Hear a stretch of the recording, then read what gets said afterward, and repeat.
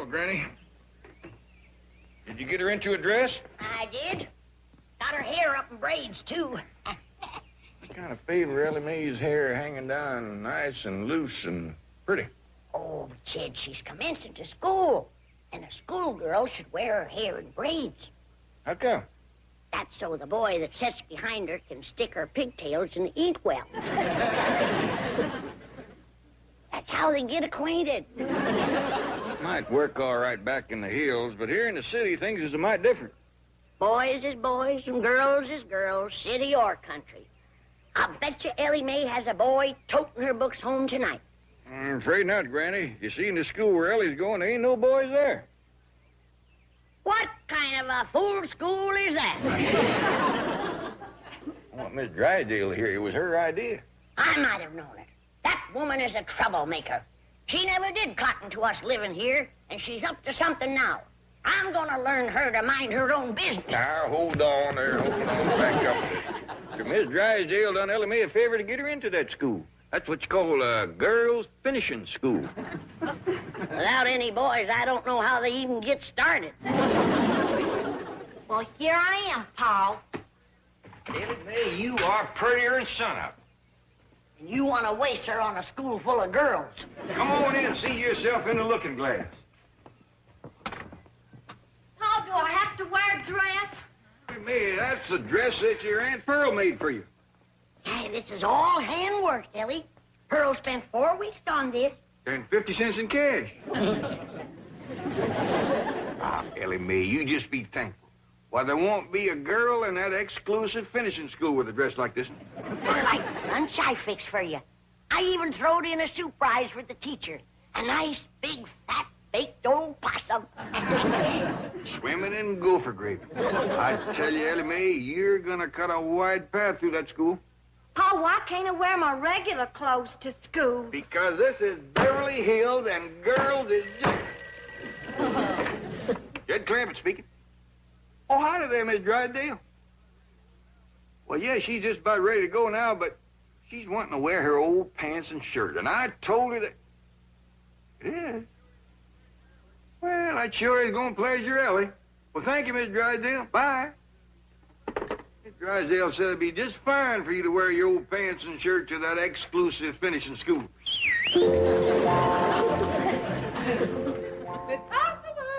Oh, wait a minute, Chief. Your wife is here. Yes, I know you want to... Hello? Hello, hello? Hello to you. Any news from Milburn? Oh, yes, he'll be in Friday. Oh, good. I rather imagine the Clampetts will have moved away by then. Moved away. What have you done, Mrs. Drysdale? Only what you and Milburn have been urging me to do. Be helpful. I recommended a school to Mr. Clampett for his daughter, Ellie Mae. Oh, well, that was very nice. What school? One befitting the daughter of a Beverly Hills multi-millionaire. Our most exclusive private finishing school. Not the Willows. Where else? You and Milburn keep reminding me that under her blue jeans and faded shirt, Ellie Mae is as good as anyone. She is. But those girls at the Willows are insufferable snobs. They'll cut her to ribbons. Well, don't blame me if she finds herself beyond her social and intellectual depth. I've been saying from the first that the Clampetts didn't belong. I tried to spare them this humiliation. You are all heart. They must be on their way to the Willows. After the reception they get there, I rather imagine they'll be on their way to the hills or the caves or wherever it is they came from.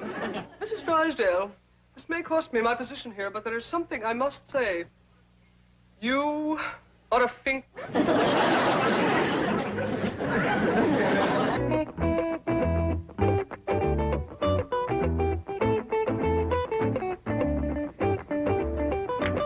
I still do not approve of your attending school in such casual attire. None of the other girls are wearing slacks and sweatshirts. Oh, Mama, relax. The other girls look to me to set the pace. Tomorrow, everyone will be wearing mink sweatshirts. And then, of course, I shall switch to chinchilla. Do you want Mother to go in and help you enroll, dear? Oh, no, darling. I'm taking the same subjects as last year. Golf, fencing, tennis, riding, history, and water skiing. Do try to stick with it this time, Cynthia. You're becoming a finishing school dropout. Doodle-oo.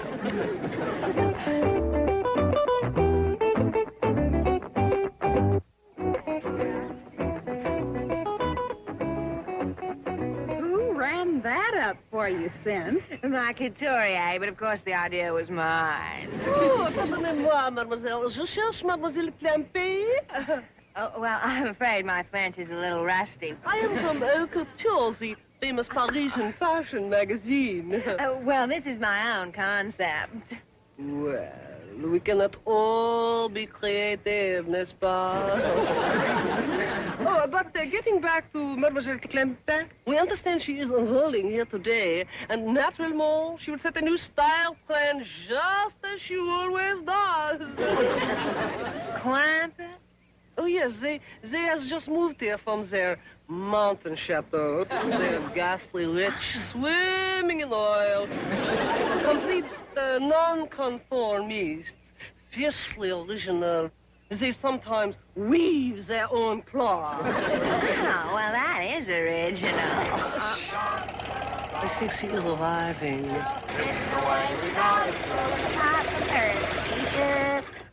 In that old trunk? That must be part of the overall motif. She spares no expense to create total effect. Well, there you are, Ellie. Want us to go in with you to see you get a good desk? I'll be all right, Pop. I see Miss Jane up yonder by the porch. I bet you Miss Drysdale sent her over to see Ellie feels at home. She's just wearing blue jeans and a shirt and a rope for a belt. How basic, how understated, how zen. She looks like a hillbilly. Voila! You have given this new vogue a name. It will sweep Paris like wildfire. I'll get my sketch pad. Here's your possum, Ellie. And remember, when you give it to the teacher, don't slop no hot gopher gravy on her. I won't, Granny. Bye-bye, Ellie. Bye, Ellie. Bye, Ellie. Bye. Learn your cipher, and Ellie, and be a good girl. Bye. Cynthia, she's carrying a bucket. Yes. It's the ultimate simplicity in purses. Next week, Jackie Kennedy will have one. Here she comes now. I do hope she will remember me. It would be such a thrill. Well, hi there, Miss Jane. Sure is good to see you here. She remembers me. Mademoiselle Clampetts. C'est si ravissant. C'est un si grand honneur. Gosh, Muddy, I can't figure a word you're saying. But I call total effect. She has even mastered the accent. S'il vous plaît? Vous êtes formidable. Howdy there, Miss Jane. Ellie Mae, you didn't spend no time at all at school. Well, I know, Pa. I met just one girl, and then Miss Jane said we'd ought to leave. Well, I thought it best. Ellie Mae, you didn't give the teacher her possum. Well, Miss Jane wouldn't let me. What? Oh, well, you see, Granny, there are a dozen teachers, and I was afraid they'd fight over it. Well, she's right. One possum wouldn't hardly feed no more than 2 people. That's right. I'll get busy, and tomorrow I'll bake you 6 possums. Miss Jane said I hadn't ought to go back tomorrow. Why not? Well, You mean Ellie Mae ain't good enough for them other girls? Oh, it's not that. Let's hear the truth now. Well, if you want the truth, they are not good enough for her. Ellie Mae, don't you listen to that kind of talk. Miss Jane, we don't hold with some folks thinking they's better than others. Mr. Clampett, not everyone feels that way. Anyone can get a spiteful spell now and then. Yeah, now you take Miss Drysdale. For a time there, she was treating us like we was polecats at a picnic. Yesterday, she turned real nice, and she told me about that school for Ellie to go to. See, this is going to take time, and I must get back to the office now. Don't let Ellie Mae have anything more to do with those girls at the Willows. I declare, I never thought Miss Jane would put on airs. Me neither. Ellie Mae, I hope them girls over to the school didn't get the feeling that you held yourself above them. I hope not, too, Pa. Why don't you invite the whole kit and caboodle of them over here for a possum supper? Granny, I just met one girl, Cynthia Fenwick. Well, invite Cynthia and her whole family. I'll do it, Paul.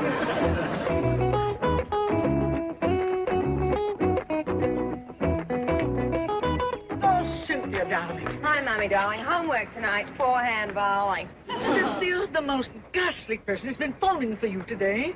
Mommy, I don't even know any ghastly person. Precisely what I said. I said, see here, Miss Clampett, you ghastly person. Clampett? Ellie Mae Clampett has been calling me? Yes. And she had the cheek to invite us to her home. I suspect a kidnap plot. She has the strangest accent. Mommy, the Clampetts are the avant-garde social leaders of the season. Are you serious? Dreadfully serious. You mean we should accept? Don't just accept.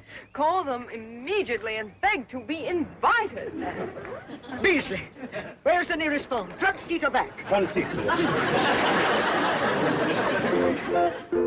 I tell you, Granny, I never talked to nobody so pitiful anxious to come for victuals as them Fenwicks. He must have fell on hard times, Jed. Must be. You know, it turns out she's a widow woman. Oh, Ellie Mae, Miss Fenwick called back, and she's coming for supper, her and Cynthia. Oh, good, Paul. Cynthia sure looked like she could use some victuals. Powerful skinny girl. I told you, Jed, they fell on hard times. That's a fact. Cynthia was wearing the oldest-looking clothes I ever did see. She was? Had on the fur she must have outgrown 15 years ago. It barely come to her middle. And her pants had been worn till he was plumb shine. Her ma's in worse shape than she is. That poor old widder ain't got nothing to wear. You don't say. Well, it must have shamed her something terrible to have to say it, but right on the telephone, she asked me, did she have to dress for dinner?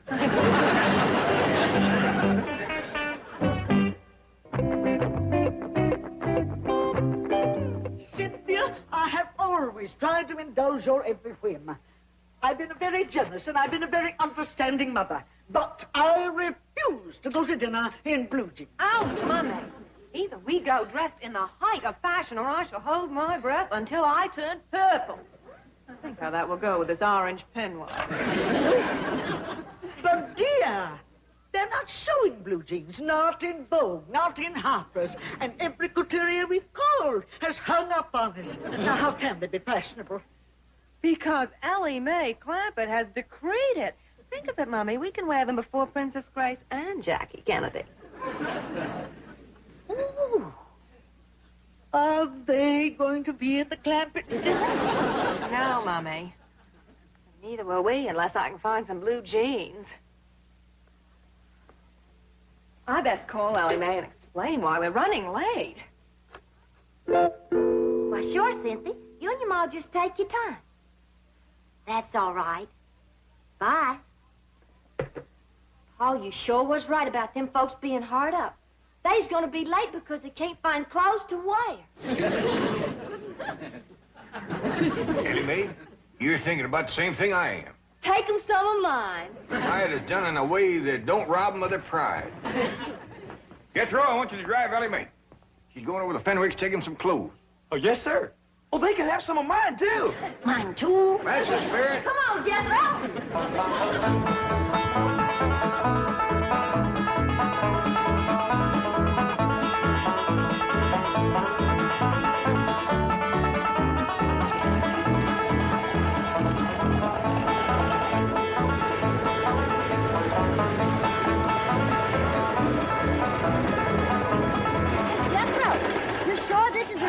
It's awful little. Yeah, this is it, all right, Ellie. It says right on it, Fenwick House.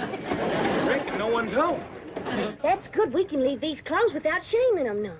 Yeah, I'll set them right inside the door.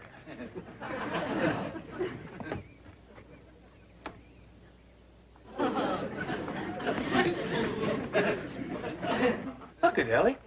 Just one teensy little room. Ain't no stick of furniture in it. Hey, and look. He's trying to grow a little garden right here in this box. No wonder poor Cynthia's so thin. There ain't enough in there to feed a baby rabbit. It would have broke your heart to see where they live. Their whole house ain't no bigger than a chicken coop. They don't even have a place to roost. Not one stick of furniture. No victuals except some little old greens they're trying to grow in a box. Pitiful. Just pitiful. You know, I always wondered why the Lord give us so much, but I reckon this is the reason. He wanted us to share with poor, needy folks like the widow Fenwick and her young'un.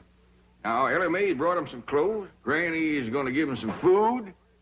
What they need now is furnishings for that poor little house of theirs. Now, quick, let's load up the truck before they get here. Granny and Ellie, you get some dishes and some eating tools. Jethro and me, you'll find us some furniture. I want you young'uns to learn something now that I hope will abide with you for the rest of your days. The greatest joy of living is a joy that comes from giving.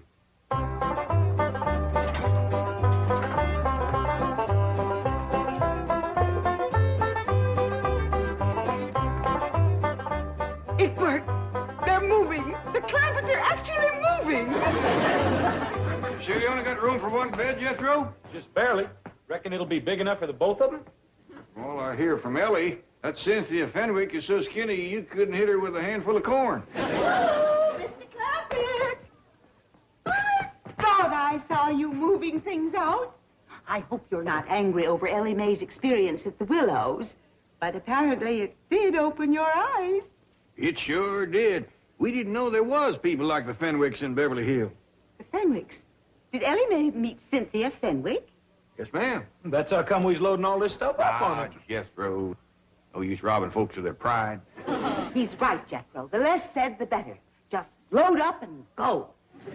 We's hurrying quick as we can. Let me help. Yeah, that's mighty neighborly of you. I'll go see how Granny and Ellie's getting along in the kitchen.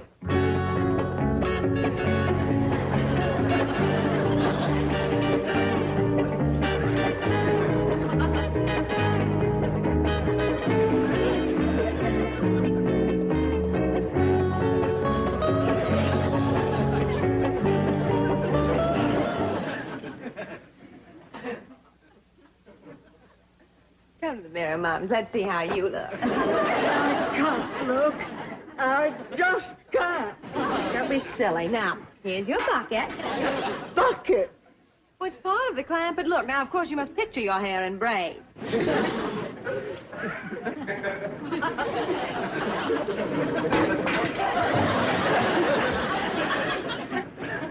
Really?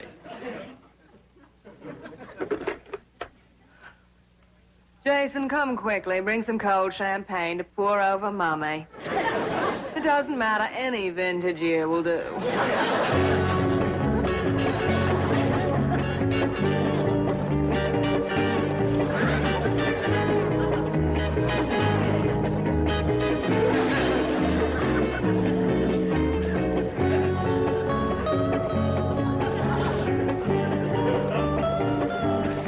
My doggies, I never seen a woman so overcome with the spirit of giving as Mrs. Drysdale. She's still toting things out. I wish she'd get the spirit and start giving some of her own things. If you don't let up soon, I may hint about that. Jed Clampett speaking. Oh, howdy there, Miss Cynthia. Y'all coming over today? Well, I'm afraid Mummy's not well. Might we have a rain check? Why, you betcha you can. Just a minute. Granny, you gonna rain tonight?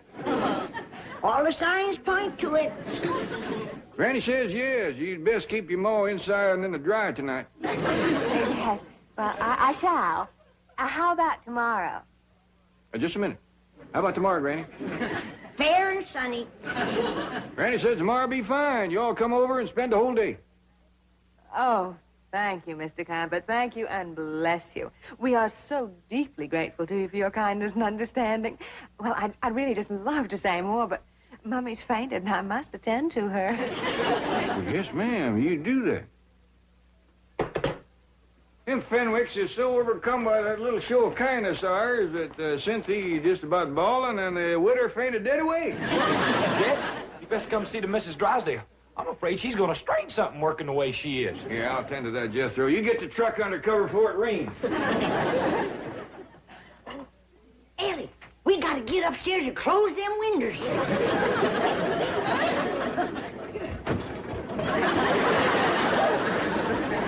Whoa, Miss Drysdale, hold on there. Hold on. Tomorrow's another day.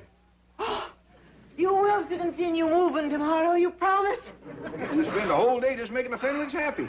And me. I'll come here early to help. Well, why don't you just rest up tomorrow? You must be all tuckered out. No. I shall be here early. Never did see such a change of heart come over a woman. Jed! Oh, Granny, let's have victuals early so we can all get to sleep early. Tomorrow's a big day. Ain't none of us gonna get to sleep early tonight, Jed Clampett. Why not? Miss Drysdale done emptied out all 12 bedrooms.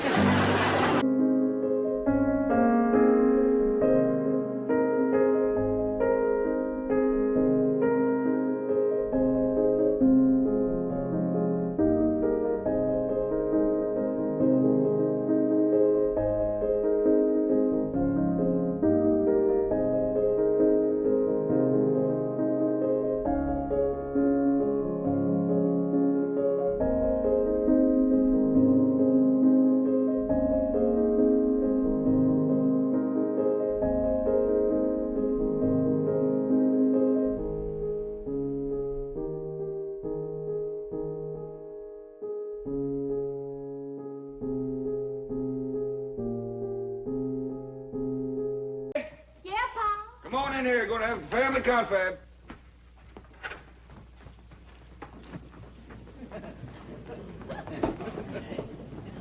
Now, as you all know, poor widow Fenwick and her young'un is coming to spend the day, and we all got lots to do. Fenwick.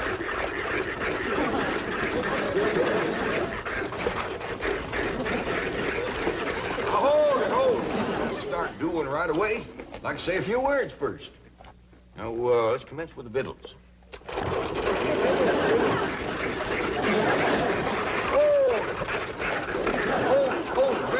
Granny, I mean the victuals for the Fenwicks.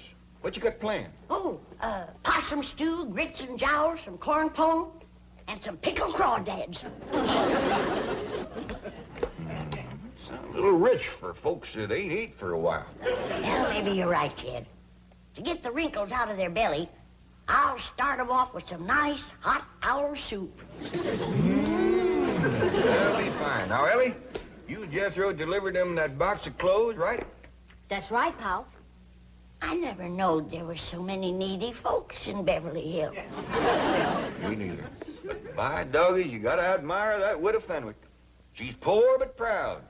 Jethro and Ellie tells me that right across the front of this little house of hers, she's got writ big as life, Fenwick House.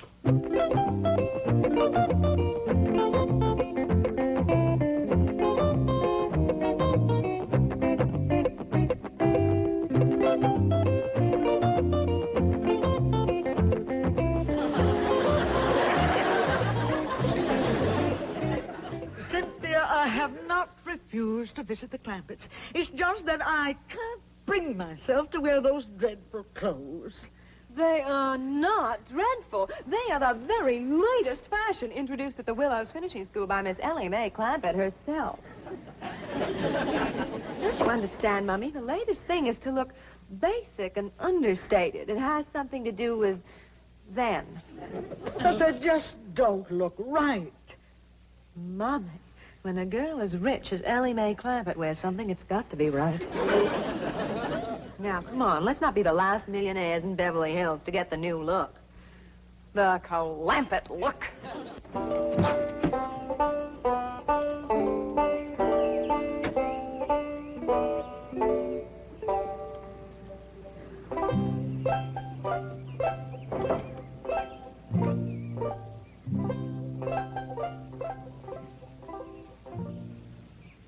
They found the box of clothes, Uncle Jed. Right here's where Ellie and me left them. Jethro, I seen places with little or nothing in them, but this is pitiful. A chair to sit in. Nor a bed, neither. Ain't got a wash bowl, nor a pitcher to fill it with water, nor a window big enough to throw it out. Hey, Uncle Jed, we gonna bring them some stuff? No, Jethro, you couldn't squeeze enough stuff in this place to make it fit for two women to live in. Well, then what are we gonna do? We gotta get him to move into our place. It ain't gonna be easy, with her being such a prideful woman. But it just ain't right for us to have so much stuff and to let them live here in a place like this.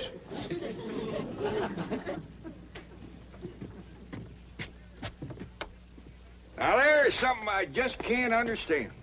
How can folks live in a big, fine house like that and let a poor, starving widow and her young'un live in a place like this right outside their gate? Uncle Jed, let's go up and give them what for. It ain't for us to speak judgment on them. Maybe the spirit of love will take hold like it did Miss Drydale. The Clampetts are moving from la to la. The Clampetts are moving from la to la. And I am so happy.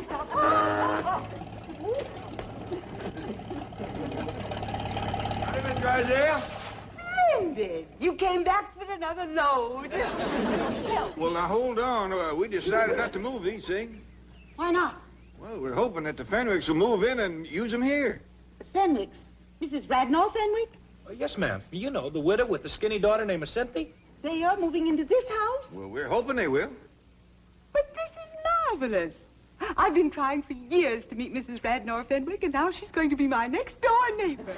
Well, it ain't for certain yet. Have you engaged a real estate agent to help you sell them on the place? No, ma'am, we just kind of figured on talking them into it when they come over.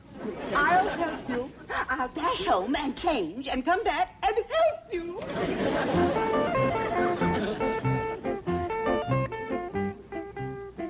You see what I mean, Jethro? The spirit of love has put wings on her feet. I'll say, Uncle Jed. Just look at her go over that head. Oh, really, Mummy, and that mink, you look just like any other common, ordinary, everyday millionaire. Now, take it. No, Cynthia, I can't. I just can't. Well, you must. I just can't. Mummy, if anyone were actually to see you, I would die of mortification. Mummy, I thought I told you, no Jew. No, Cynthia, I feel positively nude without diamonds. We are trying to achieve the Clampett look, a look of studied slovenliness. Oh, Cynthia. Beasley, our purses, please. No, Cynthia, not those buckets. Be silly, Mummy. Yesterday, Ellie Mae Clampett carried one to school, and the effect was devastating. Oh, dear, if your father could see us now, he'd just turn over in his mausoleum. Beasley, get the rolls out of sight quickly. We'll call you if we need to. Yes, Beasley, park it close by. Yes, I'll phone you to the front seat number. Oh, Mummy, look at that. Oh. Yes. Disgraceful, isn't it? Disgraceful? It's fabulous. Unbelievably understated. It's probably the only purely existentialist car in Beverly Hills. We must have it copied.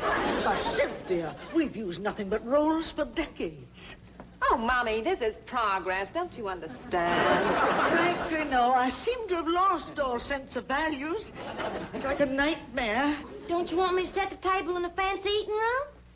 I reckon not, Ellie. We gotta be special careful not to put on airs around the poor widow. Let's eat in the kitchen family style like we always have. Well, that's a good idea. If we want the Fenwicks to move in here with us, we gotta make them feel like this family. Jed, is the Fenwicks moving in with us lock, stock, and barrel? Granny, the Fenwicks ain't got a lock, stock, and barrel to move in with. Right, Ellie? That's right, Paul. Not even a rain barrel. He ain't got a pump. He ain't got a place to wash at all. Well, the best thing to do when they get here is to stick them in the tub and scrub them down. Granny, I don't think they'd take to that right off. Hey, Ellie Mae. Come on, Ellie, let's go swimming. What's the matter with you? We've got company coming. Oh, Granny, I'm hot and tired. You get into some decent clothes. Now, hold on, Granny. I think maybe Jethro solved their problem. You see there, Granny? I solved your problem. What problem, Uncle Jed? Getting the Fenwick scrubbed without shaming them none. You mean I should do it? Or you just go for a swim in the cement pond and take along a cakey Granny's lye soap and a nice stiff brush. Ellie Mae, when the widow and her young'un get over here, you invite them down to the cement pond for a swim. Okay, Paul? When they get down to the pond, Jethro, you commence the soaping and the scrubbing and the splashing, and they'll get the idea. Dingies, that's a first-rate notion. Well, thank you, Granny. There goes that spooky music coming out of the walls again. Sure is pretty. Yeah, I hope it keeps playing until the widow gets here. It might cheer her up. Well, someone best open the door. Because as soon as that music starts to play, someone's going to come a knocking at the door. I noticed that. Take a look outside, Ellie. I just can't go through with it. Mommy, please, you can do it. Come on, I'll help you. Oh. They's coming, but that poor old widow woman can't hardly make it. I'll get my jug. Is they wearing the clothes you bring them? Yeah, Pa, and toting buckets. To carry home leftovers. Lord love 'em. Let's go give 'em a helping hand. Howdy there, Cynthia. This here's my Pa, and I reckon this is your mom. Welcome, welcome. Well, dogged if you ain't plumb tuckered, Widow Fenwick, but don't you worry. Granny'll fix that.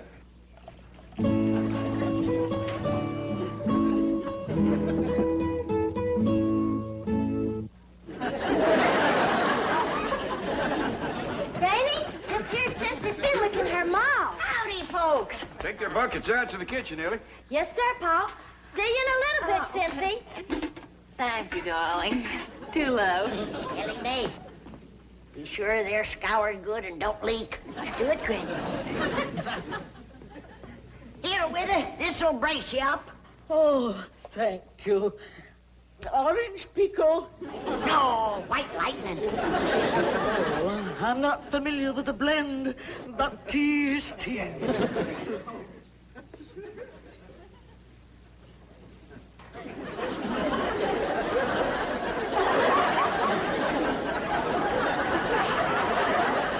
got her to breathing deep.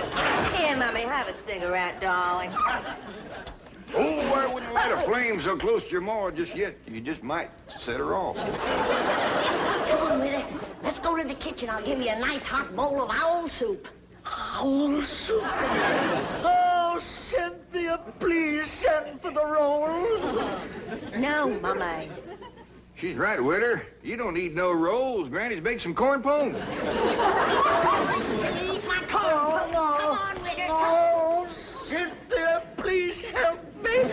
Mr. Clampett, if I might be alone with Mummy for just a few moments, I think I shall be able to compose her. Okay, Cynthia. Just follow your nose to the kitchen. Yeah, the grits and jowls will lead you right to the door. Good girl, Widow. Cynthia, did she say grits and jowls? Yes, Mummy, doubtless the maid and the butler. Now, come, do get a grip on yourself. Oh, yeah. Mummy, think of all the trouble the Clampetts have taken to achieve a total look. The truck, those clothes, their speech. Why, they even weave. You'd weave, too, if you ever drank their tea. I must try to emulate them.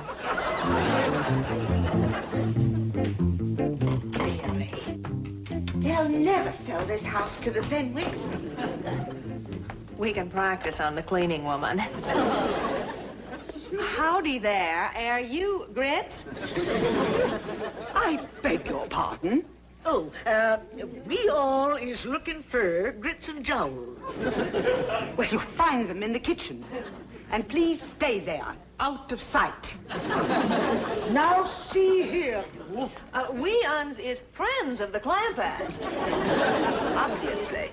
And the sooner you're all out of Beverly Hills, the better. Meantime, stay out of sight in the kitchen. That is the surliest cleaning woman I've ever seen. See, Mummy, even the Clampetts have a servant problem. Yes, for the first time, I'm beginning to feel a common bond with them. We're both members of an oppressed minority group. Millionaires. Oh, there you are. We're still looking for grits and jowls. Oh, we'll get to them directly. Ellie. Oh, Cynthia, I bet you and your ma would like to go swimming, huh? I wouldn't. No, neither would I. We got a dandy pond, all made out of cement. Nice clean water in it, too. And plenty of room to splash around and work up a good lather. No, thank you. No, I'll pass, too. Maybe they just like to look at the pond. Show them, Ellie. Okay, Pa. No, we're not interested. We didn't even bring shoes. Well, I got one that'll fit you. And I'll try and find one for you, Widow. Based my possum, Jed. Yeah, now come on, ladies. Pond's right out here. Come on, here you go. It's right over there to the right. Peculiar behavior. Why do you suppose they're so insistent that we come up? Mummy, looky there.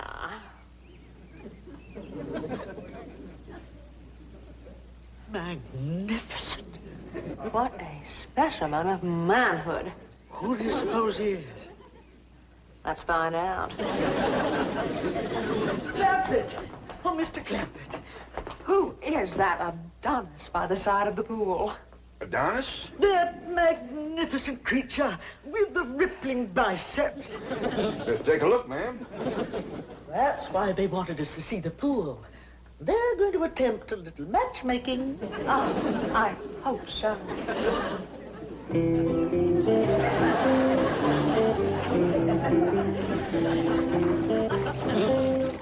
Right there is Duke. Duke? He has a title? Yeah, Duke. Duke of what? Where's he from? Well, he was born in Oxford.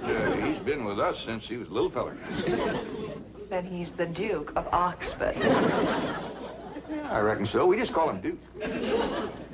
He hasn't got a wife, has he? Well, he's had his share of lady friends, but nobody right at the moment. Cynthia, I sure do hope you change your mind about going swimming. Oh, I have. Oh, Cynthia, you seem right fond of Duke. If you want him to like you, just tickle him behind the ear. He just loves that, Cynthia. And when he lays over on his back, scratch his belly. But don't stand there. Get scratching. Show her where to change, Ellie. Okay, Pa.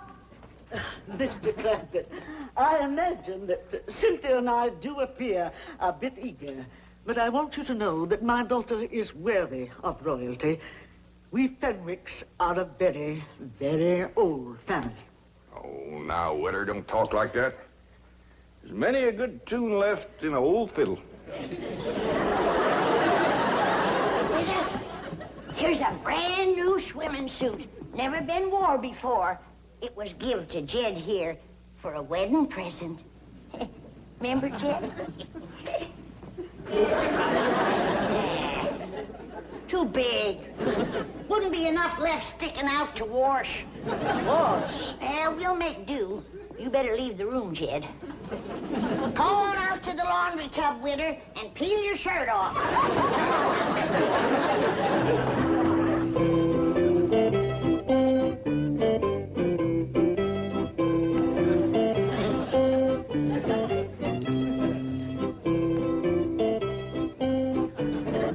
Cut it out, Ellie. Oh, excuse me. Howdy, ma'am. Your Grace. Yours, too. Permit me to present myself to you. Well, thank you very kindly, but I don't think my Uncle Jed would let me keep you. Oh, Your Grace. Yours, too. I am Cynthia Fenwick. Oh, hey, is your ma coming? No, we are quite alone. Well, shall we go in the water? No, I'd rather not. Well, then why don't you just sit here and you can watch me? Oh, Your Grace. Yours, too.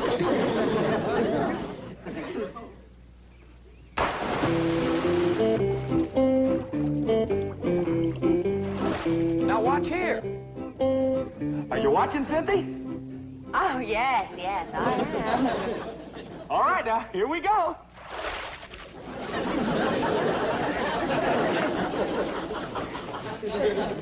You get the idea?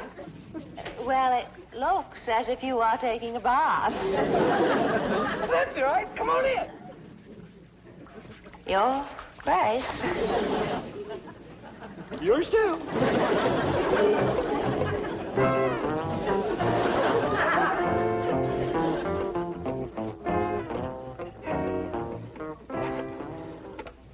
Mobile operator, give me JL 13411. No, make that 12. I want the front seat. I thought I told you to stay out of sight in the kitchen. Now, look here. I have taken all the abuse I intend to take in this house. Clampett look or no Clampett look. Duke or no Duke. I refuse to... Oh, Beasley! Come quickly, please. This is... Now, you get out of here. And take that other antique with you. I refuse to take orders from a poorly dressed, ill-mannered, overweight cleaning woman. Why, you loutish hillbilly. I am Mrs. Milburn Drysdale. And what does that mean? It means that I am a pillar of society. You were a pillar. I am cutting you down to a stump. Don't you dare pull a knife on me. The only thing I'm going to pull on you is your hair. Yeah, Jethro, Granny said she had trouble scrubbing the witter. How'd you do with the daughter? I tried, Uncle Jet. But that girl ain't washed in so long, I couldn't sell her on the idea. Granny said the witter bucked like a mule, too, and then she busted loose and run. Can we eat now? Yeah, Jethro, scoot up the back way and get some clothes on. Hey, you know something, Uncle Jet? That skinny little rascal, all she wanted to do was tickle me behind the ear and scratch my belly. Paul, come quick. Miss Drysdale and the widow Fenwick is having a real cat fight in the front hall. Let me up, you female wrestler. I'll have you drummed out of Beverly Hills. Now you caught her. Hold her right there. Now I'm gonna finish the job with a Fenwick. Did you call her Fenwick? I did. Here now, get off that floor, starving Miss Fenwick. You all right, witter? You all right? Oh, I have never been less all right in my entire life. Beasley's here. What's the matter? Ask no questions, just flee for your life. Uncle Jet, can we please eat now? Not me and you, Jethro. A fellow named Beasley just grabbed the witter and her young and made off with them. Come on, we gotta catch them.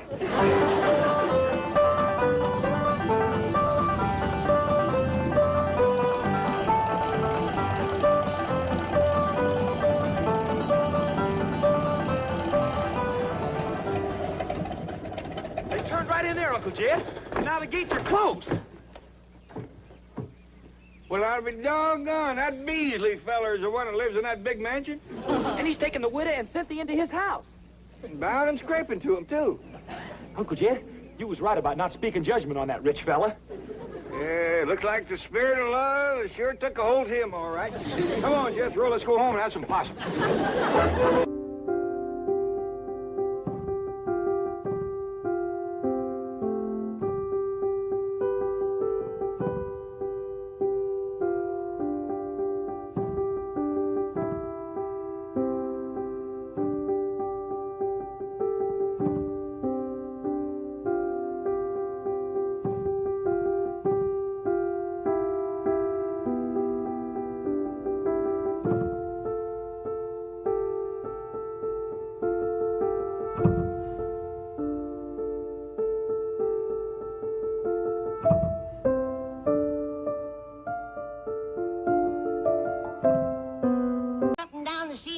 Like he was chasing a catfish. I'm just testing him, Granny. See, he thinks he's got a hankering to go courting. Courting? Yep. Jethro? Yep. Ah, what girl is he hankering to court? Well, I don't think he's got a girl yet. He's just got the hankering. That young'un ain't ready for courting. Maybe he is, maybe he ain't. That's why I'm running him and swimming him. I figured to dull his edge a mite. Then if he still feels like chopping wood, he's ready. Yonder he comes. He don't look tired to me. Me neither. I don't think he's going to be able to stop.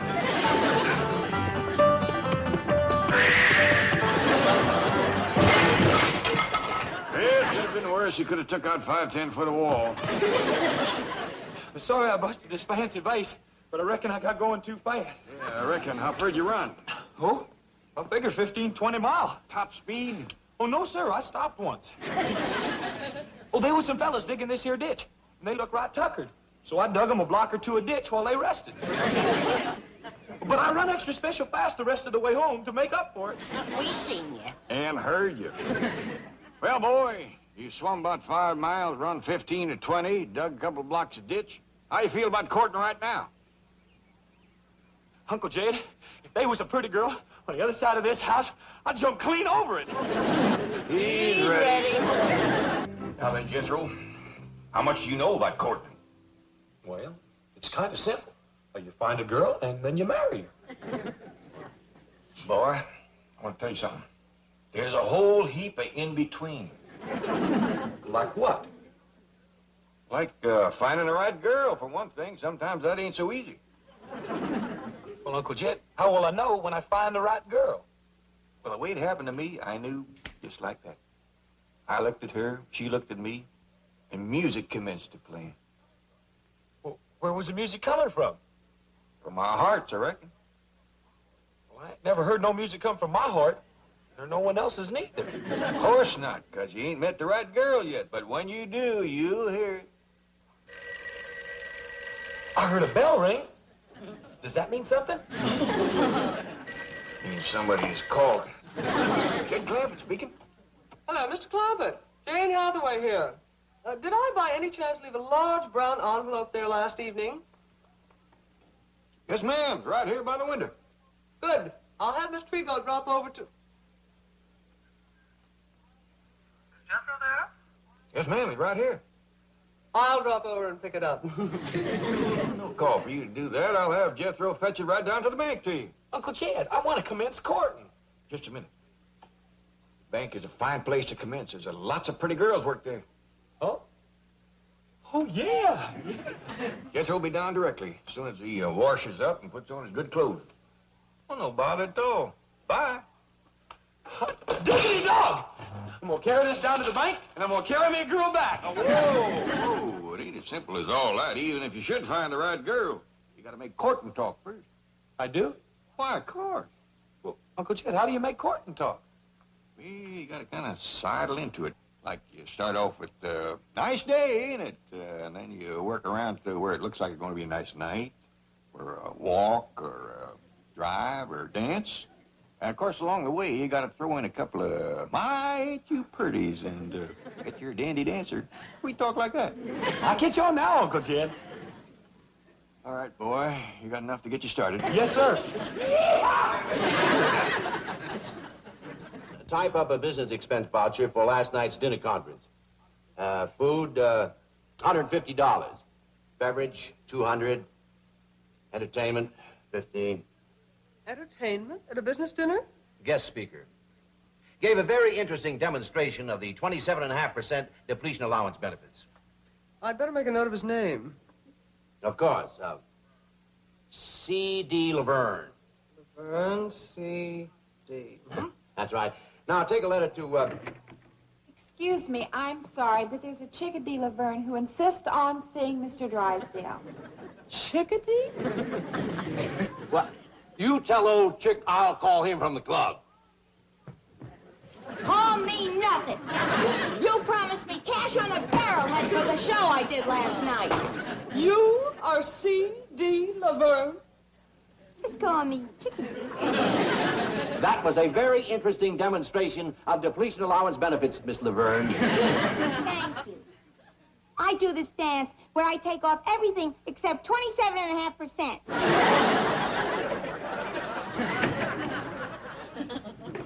Howdy. Well, howdy to you. You're Jethro, aren't you? Yes, ma'am. You hear any music? No, should I? Well, yeah. I should, too, but I don't, darn it. Well, if you'll wait, I'll hum something for you. What do you say, Chief? Oh, Jethro, how nice to see you. Oh, howdy, Miss Jane. Something wrong? No, just listening for music. What kind of music? Heart music. Heart music? Try me again, Jethro. Yes, ma'am. Janet, I'd like to speak to you in the pool. Pool? The secretarial pool. Let's go.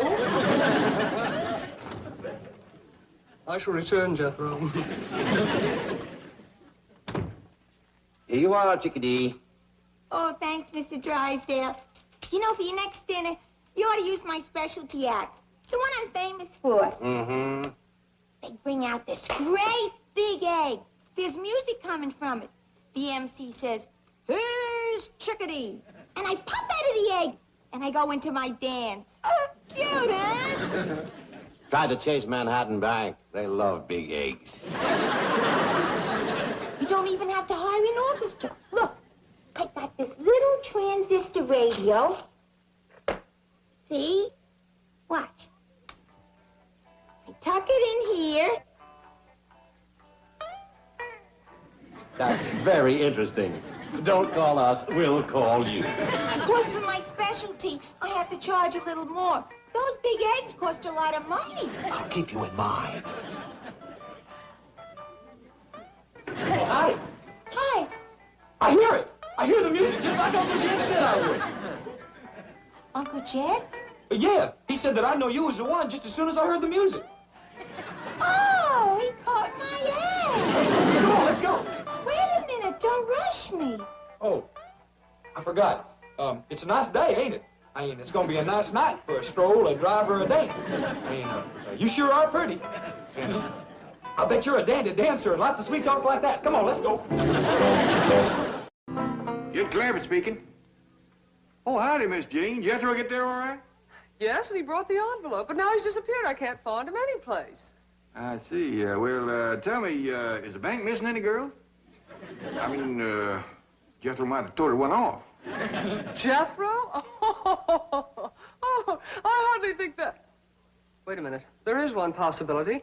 A girl from the secretarial pool who... False alarm? No girls missing. Oh, that's too bad. Well, thank you, Miss Jane. Bye. What's too bad, Jed? Jethro didn't find him no girl down to the bank. I told you that young'un wasn't ready for courting. Yeah, maybe just as well. I was worried I hadn't given him a good enough talk first. With Jethro, it takes a little extra. That's a fact. The last I heard, he thought his ma found him under a cabbage leaf. Well, I'll finish cleaning my rifle, and when he comes back, I'll take him hunting. That'll give me a chance for a real man-to-man talk. Looks like Jethro done all right. Found herself a girl. From here, it looks like he found himself a girl and a half. Hey, kid, is this where your uncle lives? Oh, yeah, me too. Ooh, that's a big one. Big strapping girl like that can sure help you with the housework, Granny. Housework, that girl can pull a plow. Let's go meet Uncle Sugar. Well, that's Uncle Jed. Yeah. Yeah.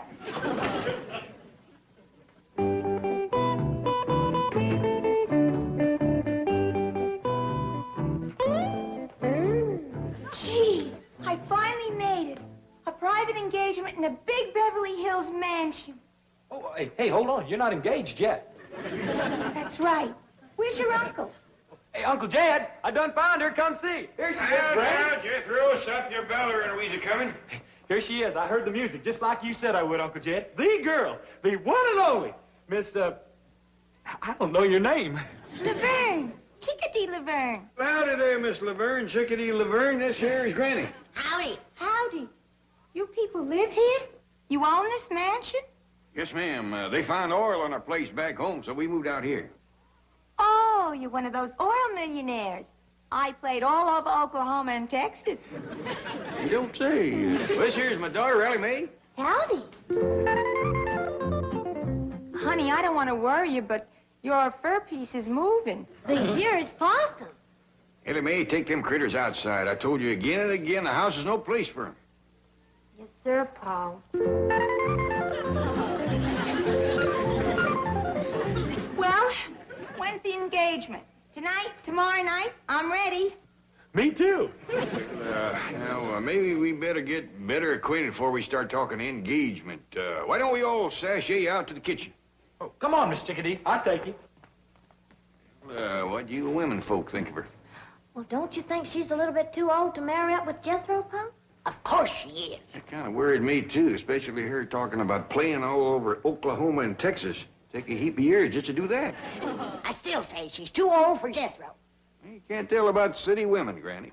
I've seen old ones that look young and young ones that look old. Well, I'll just go and ask her how old she is. Now, wait, Ellie. If we're going to find out Miss Chickadee's age, we got to do it in a kind of roundabout way. I don't want her embarrassed now. You leave it to me, Jed. Come on. What a kitchen. Oh, yes, ma'am. This here is my favorite room in the whole house, because this is where Granny keeps the victuals. Do you like to eat victuals? I don't know. I don't believe I've ever eaten any. Well, Miss Laverne, Chickadee Laverne, how are you and Jethro getting along? Oh, just call me Chickadee. I love this mansion, and this kitchen is the end. Oh, no, there's a lot more out back. Ain't that right, Granny? Speaking of that, how old are you? Granny, that ain't hardly what I'd call roundabout. Excuse her, ma'am. Oh, that's all right. By the way, I don't want to rush you, but I'm ready to work anytime. It's going to be a thrill working in this beautiful mansion. You hear that, Granny? Jethro, I'll say this for you. You didn't pick a lazy woman. Thank you. Maybe you better get better acquainted with Granny here, because she's the one you're going to be working with. You gotta be kidding. Huh? I can do anything you can do, honey. Granny's little, but she's wiry. She moves around real good. Yeah, I know, but, well, couldn't I work with her? Oh, sure, if you'd rather. Well, I mean, she's, younger and all. She's a heap younger than you. Granny. How old are you? Granny, how about you and Ellie Mae wamping up some victuals for Miss Chickadee, and I'll show her around the outside. I realize that Jethro looks like a full-grown man, but he's still kind of a boy. Yeah. He's cute, though. Well, I'm glad you feel that way. He's a fine young'un. Now, I'd like to know a little more about you, Miss Chickadee. Oh, you mean about my work? Yeah, everything. Just everything right from the start. Well, I got my start in burlesque, New York. Sounds like a nice place. About how long ago was that? You don't have to be exact. I'm just trying to get a notion. Oh, about 18, 19 years ago. Is that a fact? That's when I first broke out of the egg.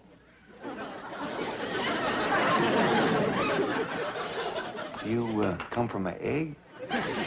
Sure, you know about that, don't you? Oh, yeah, of course. I'll tell you what, why don't you go over yonder and look around Cement Pond over there? I want to have a word with Granny. Oh, swell. I love this place. It's beautiful. Well, thank you, ma'am. I'll see you in a bit.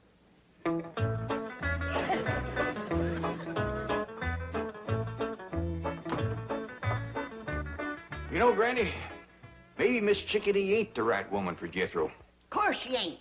She's too old for him. Well, ain't that so much. Fact is, she's only a little older than Jethro. She told me she was born 18, 19 years ago in a town named of Burlesque, New York. Hogwash. She ain't no 18 or 19. Well, whether she is or whether she ain't, there's a bigger problem. What's that? Well, what with Jethro thinking he was found under a cabbage leaf, and her thinking she come from an egg, I just don't see much future for them two.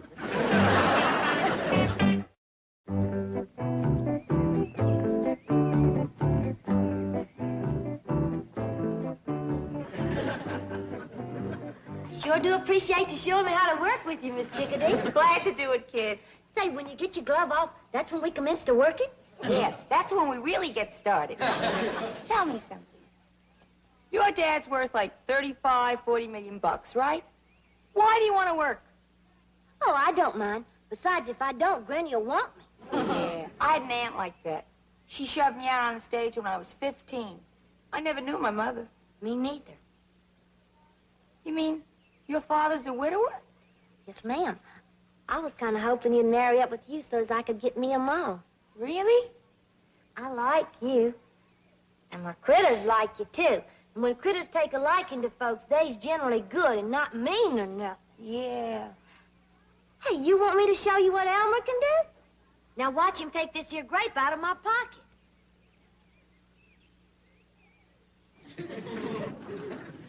Say, he sure is clever with those little hands. Could he untie a bow? Sure he could. Elmer, you and I may be working together. Howdy there, folks. Mr. Clampett. Granny. Mr. Clampett, I'm sorry to trouble you, but I need one more signature. No trouble at all. Not compared to the trouble we got with Jethro. Now, Granny. Well, hasn't he arrived home yet? Oh, of course. He's right out there in the kitchen now poking down the victuals. I shall pop in and pass the time of day with the handsome lad. Miss Jane would make a heap better match for Jethro than that old...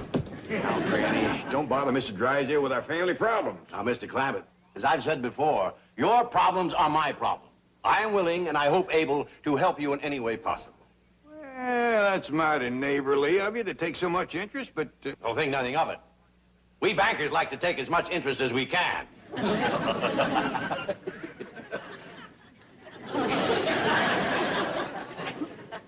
I was making a joke. Interest banker. I suppose you might call that an inside joke. Oh, well, come on inside and tell it. We ain't got no time for jokes. Jethro is a-heading to the altar with the wrong woman. What's this? Now, Granny, Mr. Drysdale got a bank to run. Precisely why I'm interested in your problems. Now, tell me more. Well, you see, Jethro is in love with this girl. Girl. Yeah, Miss Chickadee does look a mite old for her years. Did you say Chickadee? Yes, sir. Miss Laverne, Chickadee Laverne. Where did Jethro meet her? Down by your bank, I think. Mr. Clampett, that girl is a stripper. What's a stripper? Someone who takes off their clothes. What's wrong with that? But she takes them off every night. Well, I don't sleep in my clothes neither. Chief, sweet, innocent Jethro has run afoul of your Chickadee Laverne. Yes, I've been told. Mr. Clampett, believe me, this is not the right girl for Jethro. I told you so. Please, Mr. Clampett, let us get her away from here as quickly as possible. Well, I wouldn't want to hurt her feelings none. She's right friendly and a willing worker. Here she comes. Hold on, I reckon it's my duty to talk to her first. Miss Chickadee, about the wedding. Oh, that's going to have to wait, Uncle Sugar. I got this great new act that's going to make me the sensation of show business. Now, you watch.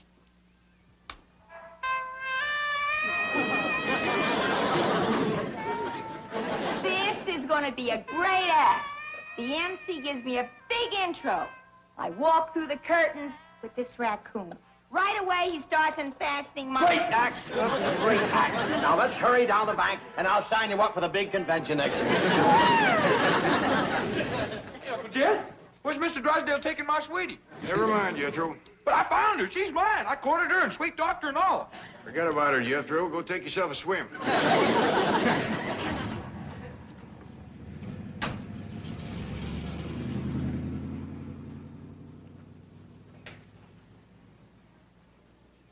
Well, we got shed of her. That's a blessing. More of a blessing than you know, Granny. I was falling in love with her. No. Yep. I looked at her, she looked at me, and music commenced to play. My age, too.